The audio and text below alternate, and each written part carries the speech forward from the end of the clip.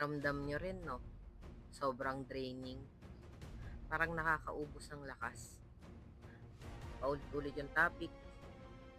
Pero alam mo ba na ito ay part ng Great Awakening. Kaya ngayon na nagtatanong ka na, simula na to ng Great Awakening mo. Aware ang dark side sa Great Awakening. Kaya ginagamit nila ang fear para i-harvest yung energy natin papunta sa kanila. Kasi wala silang Diyos. At tayo na naniniwala sa Diyos, kinukuha nila yung energy natin, yung fear natin, para ma-harvest papunta sa kanila.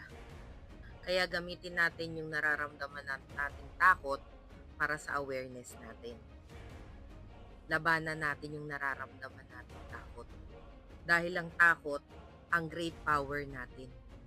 Basta alam mo kung paano mo siya gagamitin.